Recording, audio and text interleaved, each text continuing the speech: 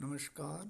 कक्षा द्वितीय, विषय पर्यावरण, अध्याय 2, सजीव एवं निर्जीव, भाग क्रमांक 2।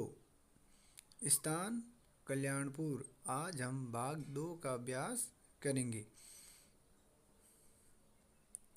सजीव विभिन्न अंगों की सहायता से श्वास लेते हैं। सभी मनुष्य और कुछ जंतु फेफड़ों के द्वारा श्वास लेते हैं। यानी पर्यावरण में जितने भी प्राणी हैं वो अलग अलग तरीके से श्वास लेते हैं। जैसे जलीय जंतु जैसे मछलियाँ अपने गलफड़ों के द्वारा श्वास लेती है। मछली पानी में रहती है और गलफड़ों द्वारा श्वास लेती है।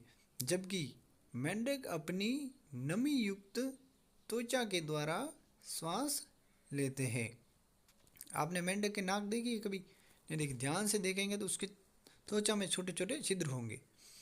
पक्षी अपनी चोंच के सूक्ष्म छिद्रों द्वारा श्वास लेते हैं। चोंच के पास में दोनों तरफ छोटे छोटे 2 छेद हैं, उनके द्वारा।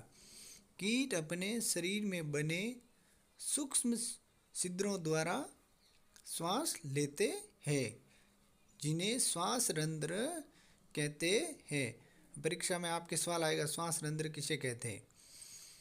पौधे सूक्ष्म छिद्रों द्वारा श्वास लेते हैं, जिसे रंध्र कहा जाता है। पक्षियों के श्वास रंध्र और पौधों के रंध्र कहा जाता है।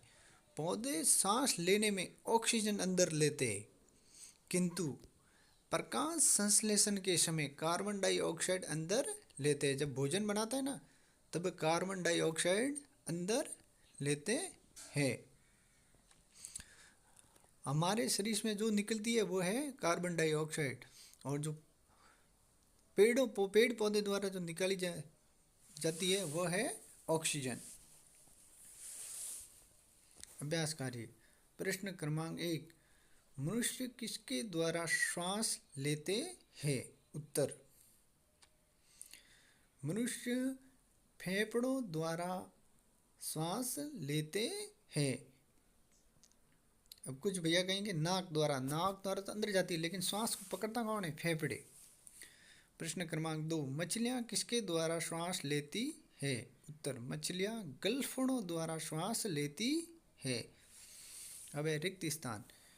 मेंढक अपनी नमी युक्त रिक्त स्थान त्वचा से श्वास लेते हैं।